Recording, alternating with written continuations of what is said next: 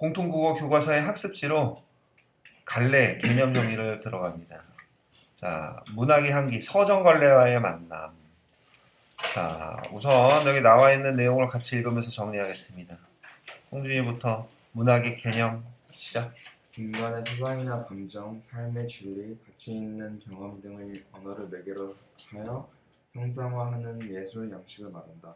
인간의 사상이나 감정, 진리, 가치 있는 경험 등을 언어로 매개로 한 예술 양식이다. 예술하면 우리가 문학도 예술이고 음악도 예술이고 미술도 예술인데 춤도 있고 그 중에서 언어를 매개로 한 예술을 문학이라고 합니다. 자, 문학의 갈래.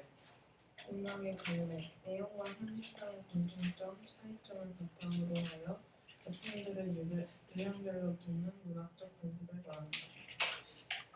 문학의 갈래는 크게 역사적 갈래와 이론적 갈래가 있으며 일반적으로 말하는 문학의 갈래는 이론적 갈래를 가리킨다. 네, 역사적으로 실제 어떤 구체적인 개별적인 문학 종류의 역사적 갈래와 이론적 갈래, 흔히 기본 갈래 또는 관념적 갈래라고 하는데 역사적 갈래를 유형화해서 지금 나오는 우리가 흔히 사분법 책이라고 하는데 서정, 서사, 극, 교술 이렇게 네 개의 체계가 널리 통용이 되고 있다. 그럼 각각의 사분법 체계를 살펴보시면 서정 갈래. 노래하기, 인간의 정서를 문유를 가진 언어로 형상화하는 언어 예술로 함축적이고 절제된 언어를 사용함. 시가 대표적입니다. 네, 시가 대표적이다. 그 다음에 서사 갈래. 이야기하기, 우리 주변에서 실제로 일어날 법한 이야기를 허구적 상상력을 바탕으로 창작된 인물과 사건을 통해 형성한 소설의 대표적인. 네, 극 갈래. 보여주기, 인간의 삶과 갈등을 서술자 없이 등장인물의 대사와 행동으로 표현함. 희곡이 대표적인. 네, 그 다음 교술 갈래. 알려주기, 어떤 사건이나 체험을 통해 얻은 깨달음이나 감동, 교훈을 전달함. 수필이 대표적인. 네, 그럼 중요한 핵심 워드를 정리해 볼게요. 서정 갈래는 일단 동그라미 쳐볼까? 자, 노래. 그리고 운율. 그리고 뭐 그 앞에 정서도 할까? 정서를 거꾸로 하면 뭐라고? 서정. 그리고 형상화, 함축적 이런 단어들 체크하시고 함축적. 그리고 서사 갈래는 이야기. 그 다음에 허구적 상상력. 그 다음에 인물과 사건. 인물, 사건. 그 다음에 극갈래는 보여주기. 그리고 대사와 행동. 갈등도 체크할까? 갈등. 자, 교술 갈래는 체험, 깨달음, 감동, 교훈 이런 것들. 자, 그럼 문학 작품의 유기성으로 넘어갈게요. 문학의 구성 요소. 자, 내용. 작가의 경험이나 생각, 감정 등이 문화의 내용이다. 자, 내용이 있고 그 다음에 두 번째. 문학의 내용은 작품이 전달하려는 주제의식, 작가의 가치관이나 세계관과 관련된. 자, 내용이 있고요. 그 다음에 형식 첫 번째. 문학의 갈래, 서정, 서사, 극, 교술과 구조를 가리킴. 네, 그 다음. 문화적 간섭적으로 형성된 문학 고유의 체계와 관습을 토대로. 네, 그 다음 표현. 문학적 기법 또는 표현, 비유나 상징 등을 말함. 그 다음. 발상의 참신함, 창의적인 표현 방법 등을 통해 작가의 개성을 드러낼 수 있음. 네, 그래서 문학 작품의 유기성이라는 거는 서로 긴밀하게 연결이 되어 있다는 거야. 내용과 형식이 유기적으로 연결이 되어 있다라는 거죠. 표현도 마찬가지고 내용, 형식, 표현이 서로 유기성이라는 게 좀 말이 어려우면은 그러니까 서로 긴밀하게 연결되어 있다 이렇게 보시면 돼요. 유기성이 뭐라고요? 긴밀하게 연결되어 있다. 그러니까 그런 내용에 어울리는 형식으로 전달을 해야 되겠지. 표현을 사용해서. 내용에 어울리는 형식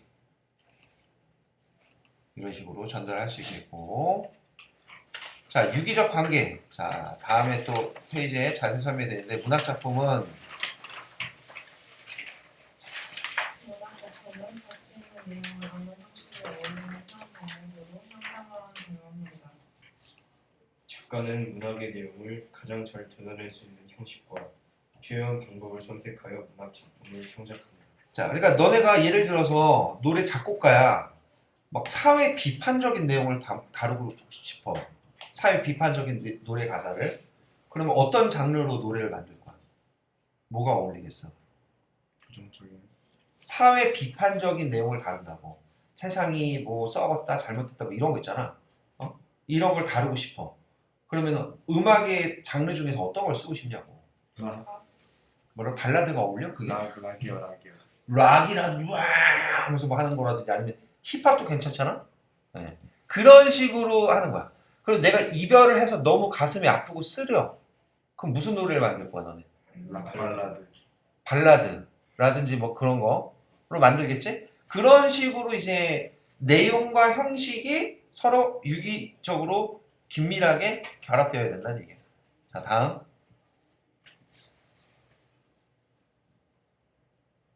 이때 어떤 내용을 담느냐에 따라 형식과 표현이 달라질 수 있고 어떤 형식과 표현을 사용하느냐에 따라 독자에게 전달되는 내용과 그 효과가 달라질 수도 있다. 따라서 문학의 기본 요소들은 서로 유기적으로 긴밀하게 결합되어 하나의 문학 작품을 이룬다고 할 수 있다. 그러니까 하나의 문학 작품은 거꾸로 내용과 형식과 표현이 서로 긴밀하게 연결되어 있다 이런 거지. 자, 문학적 형상화의 이해 하나씩 읽어볼게요. 추상적이고 관념적인 작가의 인식을 다양한 문학적 요소를 통해 구체적인 대상으로 나타내는 것을 말한다. 자, 이거 되게 중요한데 별표 좀 해놔. 추상적이고 관념적인 작가의 인식을 다양한 요소를 통해서 구체적인 대상으로 나타내는 것. 그래서 구체적 옆에다가 감각적이라고 써놓을까? 감각적. 그리고 추상적이라는 말이 무슨 말인지 잘 모르겠지. 추상적. 추상적은 한마디로 막연한. 그리고 막연한 것을 얘기하고 막연한 것, 그 다음에 구체적이거나 감각적이지 않다. 이렇게 메모를 해주세요. 추상적인 거 뭐라고? 막연한 거, 구체적이고 감각적이지 않은 거 이런 거예요. 자, 예를 들어서 내가 시인이야. 이별의 아픔을 그리고 그로 인한 그리움과 고독을 나타내는 거예요. 자, 이별의 아픔, 그리움, 고독. 자, 얘는 무슨 색깔일까? 보라색. 얘는 무슨 맛일까? 인생의 쓴맛인가? 아니면 무슨 냄새가 날까요? 엄마의 사랑은 온도가 몇 도일까? 이런 게 딱 구체적으로 다가오지 않지. 그러니까는 이거를 거꾸로 구체적이고 감각적으로 드러내는 거야. 그러니까 예를 들어서 솜사탕처럼 달콤했던 내 첫사랑. 그럼 이 첫사랑을 그 달달한 그런 것에 비유하는 거지. 두 쫑쿠보다 끈적했던 우리의 사랑. 뭐 이런 식으로. 알겠어? 자, 형상화란 작가의 의도에 의해 구체적인 형태를 만들어 주제를 풀어내고 소재나 제자를 예술적으로 재창조하는 표현 방법이다. 네, 재창조한대요. 자, 추상적인 서자의 정서나 태도를 언어 매체를 통해 구체적인 형태로 나타내는 것을 정서와 태도의 형상화라고 한다. 네, 정서와 태도를 형성한다. 이는 형태가 존재하지 않는 표현 대상을 구체적인 형상으로 나타내며 주로 심상을 지품에 실현됩니다. 심상 체크하시고 심상이 영어로는 뭔 줄 알아? 심상? 심상이 마음의 상태라고 볼 수 있는데 마음의 상태.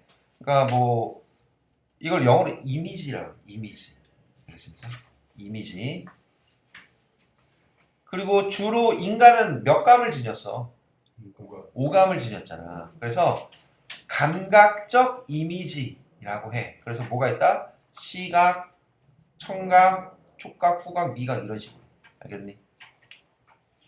자, 상상력.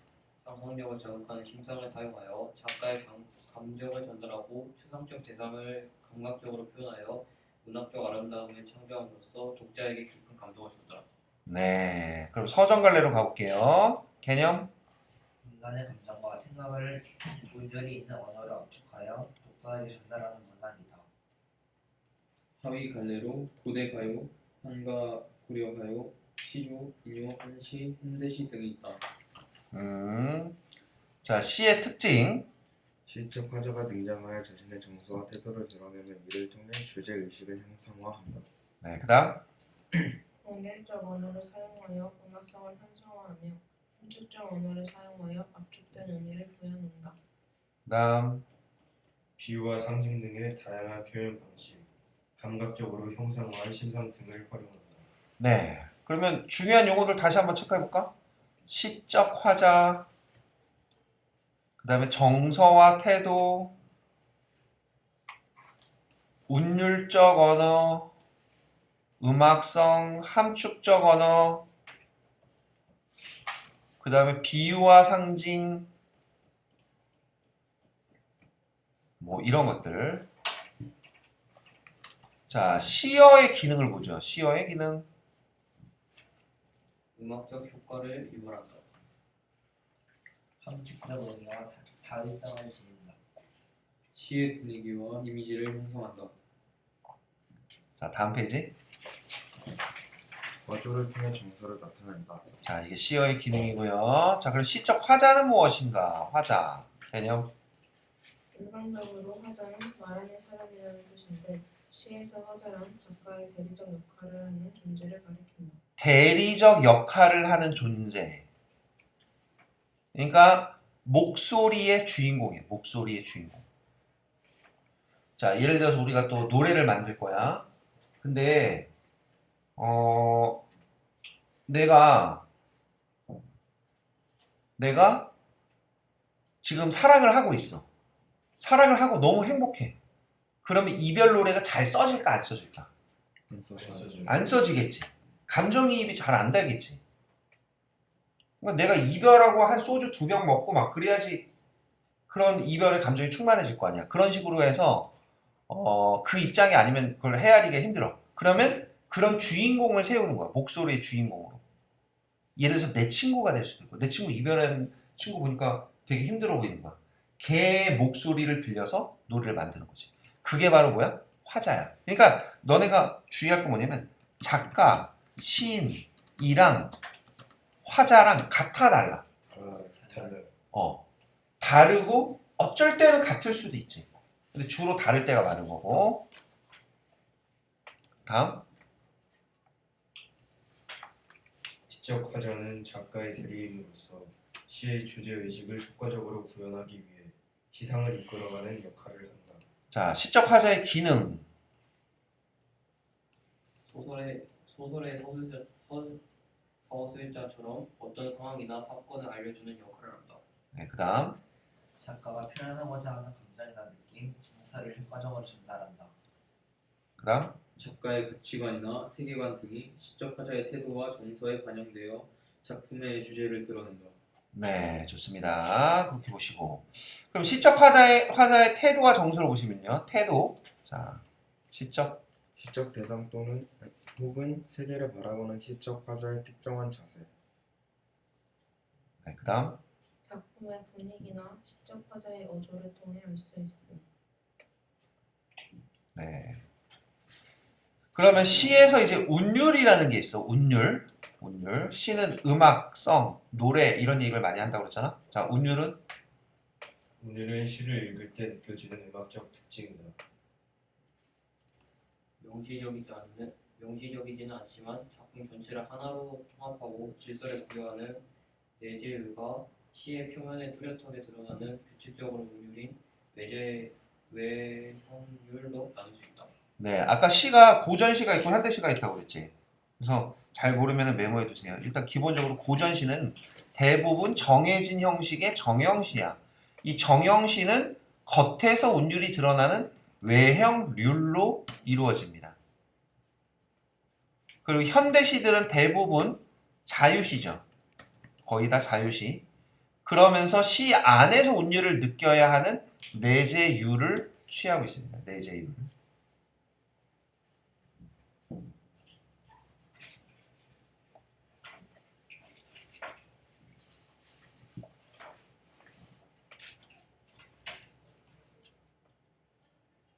됐지?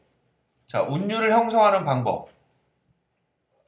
같은 소리 단어, 구절, 문장의 반복, 유사한 문장 구조의 반복, 일정한 글자 수의 반복, 일정한 음보 수의 반복, 의성어나 의태어의 사용.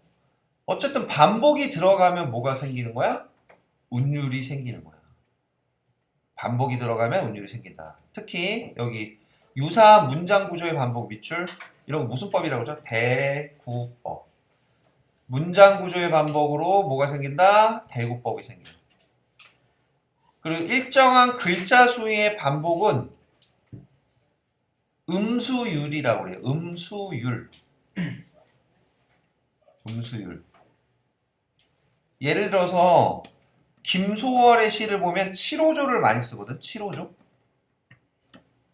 나보기가 역겨워 7, 가실 때에는 5, 말없이 보이 보내 7, 드리우리다 5. 이런 식으로 7호조를 많이 쓰는 거야. 알겠죠? 7호조나 아니면은 뭐 고려가요 같은 경우에는 3, 3, 2조를 많이 쓰고요. 그 다음에 시조 같은 경우에는 3, 4조나 4, 4조를 많이 씁니다. 글자 수의 반복이. 자, 이런 식으로 글자 수를 반복해서 운율을 만드는 걸 뭐라고? 음수율. 자, 그 다음에 일정한 음보수의 반복 있지. 이걸 음보율이라고 해요. 음보율. 자, 음보율. 알겠니? 대체적으로 시조는요. 시조는 4음보율을 지니고 고려가요는 3음보율을 지닙니다. 3음보율.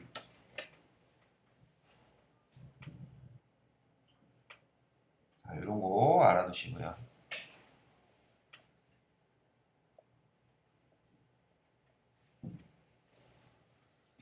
자, 그래서 시의 운율까지 봤고요. 자, 발상과 표현.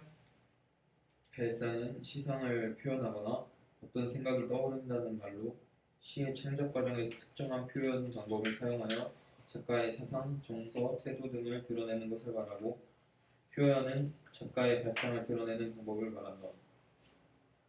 발상과 표현의 중요성. 시는 생동보다 길이가 짧으면서도 함축적인 언어로 의미를 전달하기 때문에 발상과 표현의 참신성은 시의 분위기를 형성하는 것은 물론 주제를 형성하는 데 중요한 역할을 한다. 네, 주요 표현 기법이 있는데 하나씩 살펴보면 비유. 생각에 대한 대상은 그와 유사한 다른 대상을 빗대어 표현하는 방법, 주유법, 은유법, 의인법, 활유법, 대유법, 회유법 등이 있음. 네, 비유를 사용하는 거야. 자, 여기서 혹시 모르는 거 있나요? 활유법, 네, 활유법이 뭐냐? 활유법은 무생물을 생물처럼 나타내는 것을 활유법이라고 합니다. 책이 숨을 쉰다, 뭐 이런 표현.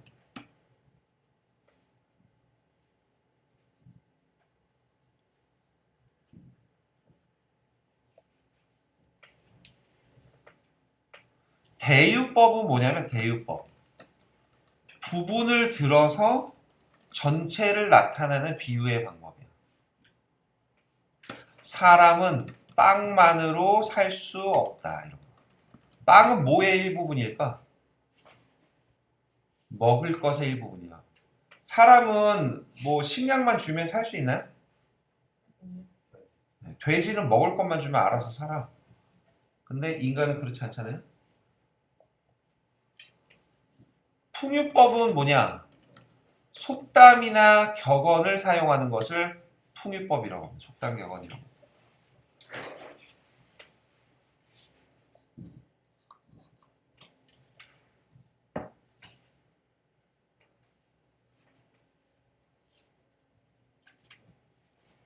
자, 비유 봤고요. 다음 상징, 추상적인 사물이나 관념 또는 사상을 구체적인 사물로 표현하는 방법. 추상적인 사물이나 관념. 이거 아까 막연한 거다, 감각적이지 않다 뭐 이런 거 얘기했었잖아. 자, 예를 들어서 평화라는 건 무슨 색이야? 무슨 맛이야? 모르겠죠. 이 평화를 뭐 비둘기를 통해서 제시한다거나. 근데 요새 비둘기가 좀 부정적 이미지가 너무 많아서. 아니면 어떤 희생, 구원 이런 것도 막연하잖아요. 뭔지 구체적으로 딱 떠오르지 않지? 근데 십자가 이런 식으로 제시하는 거야. 알겠어? 이런 게 상징이야. 자, 다음 전달하고자 하는 생각이나 의도와 반대로 표현하는 방법. 반대로 표현하는 걸 뭐라고? 반어법. 그 다음에 역설까지 봅니다.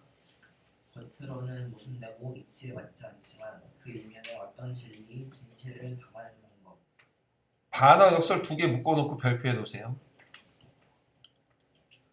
반어는 좀 더 설명하자면 언어와 상황이 모순된 것. 언어와 상황이 모순되었다. 자, 역설은 언어의 표면에 모순이 생길 것. 자, 이런 차이가 있습니다. 언어와 상황이 모순됐다. 언어의 표면에 모순이 생겼다.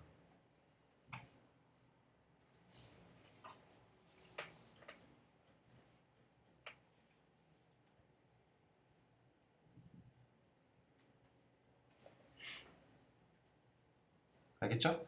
자, 예를 들어서 진달래꽃에 보면 사뿐히 지려밟고 가시옵소서 이런 게 있어요.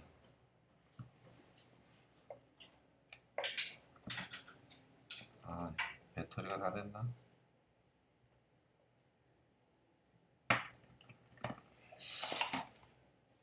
자, 사뿐히 지려밟고 가시옵소서에서 사뿐히 가볍게지. 지려밟고라는 표현은 꾹꾹 눌러서 짓이겨서 이런 거거든. 그러니까 마이너스이면서 플러스로 밟으라는 거야. 어떻게 밟아야 되냐? 자, 이거 무슨 법이야? 자, 가시는 길에 진달래꽃을 뿌리겠대. 나의 분신인 진달래꽃을 뿌리겠대. 그래, 갈 거면 이 꽃을 사뿐히 지려밟고 가죠. 나를 밟고 가란 얘기야? 아니면 그러지 말란 얘기야? 가지 말란 얘기겠지? 자, 이게 무슨 법이니까? 반어 역설. 반어. 언어 표면에 모순이 생겼잖아. 마이너스면서 플러스라고 했으니까. 알겠지? 나보기가 엮여 가실 때는 죽어도 아니 눈물 흘리오리다. 이거 뭐예요? 내가 싫어서 간대. 근데 죽어도 눈물을 안 흘리겠대. 이별의 상황이라서 슬픈데, 상황은 슬픈데, 그런데 언어로는 안 울겠다. 뭔가 센 척하고 있어. 자, 이건 반어야 역설이야. 역설. 잘 봐. 상황은 마이너스라니까? 언어는 센 척을 한다니까? 뭐야 이건? 반어야. 알겠어? 자, 반어하고 역설 잘 구분해야 돼. 이건 뭘까요? 이것은 소리 없는 아우성. 자, 반어야 역설이야. 역설이지. 소리 없는은 마이너스지. 아우성은 시끄러운 그런 거니까 플러스지. 알겠어? 김소월의 시 중에 먼 후일 당신이 나를 찾으면 그때의 내 말이 잊었노라. 먼 훗날 무척 그리다가 잊었노라. 뭐 어쨌든 잊었노라라는 표현인데 이 사람 지금 잊었을 것 같아? 안 잊었을 것 같아? 먼 훗날까지 당신을 기억하겠다는 얘기잖아. 잊었노라. 이거 반어법인 거야. 이런 식이야. 자, 감정이. 화자의 감정을 다른 대상에 불어넣어 대상이 화자와 같은 감정을 느끼는 것처럼 표현하는 방법. 네, 그래서 감정을 다른 대상에 넣고 그 감정을 느끼는 것처럼 표현하는 거야.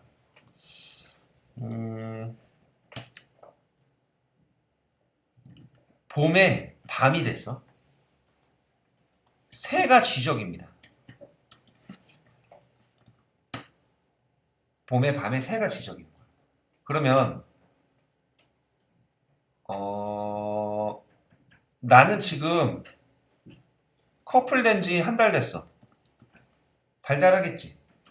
자, 새가 노래하는 걸로 들릴까? 우는 걸로 들릴까? 노래하는 걸로 들리겠지. 근데 나는 지금 이별한 지 일주일이야. 너무 슬프고 외로워. 새가 지저귀는 게 노래하는 걸로 들릴까? 우는 걸로 들릴까? 우는 걸로 들리지. 그러니까 이거는 새가 운다라고 얘기했을 때 진짜 새가 우는 거야? 내 감정이 우는 거야? 내 감정이 우는 거야. 그래서 내 감정을 새에 집어넣었어. 이걸 뭐라고 그런다고? 감정이입이라고 그런다. 됐죠? 자, 그 다음에 문학의 소통의 맥락이라는 게 있는데 작가 맥락 하나씩 읽어볼게요. 작가의 경험이나 가치관을 말하. 자, 이걸 무슨 관점이라고 그러니? 표현론적 관점 또는 작가론적 관점 이렇게 얘기하죠. 표현론, 작가론. 자, 사회문화적 맥락. 창작 당시의 사회적 배경이나 역사적 사건 등을 말한다. 자, 이거 무슨 관점? 반영론적 관점.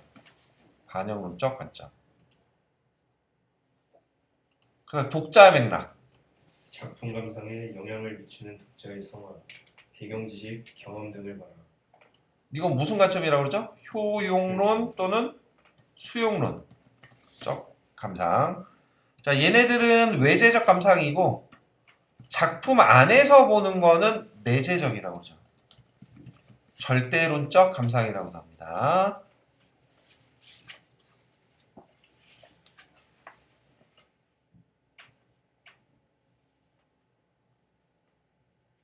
자, 문학사적 맥락. 창작 당시의 문학사적 영향, 다른 작품과의 관계 등을 말한다. 네, 그래서 다음.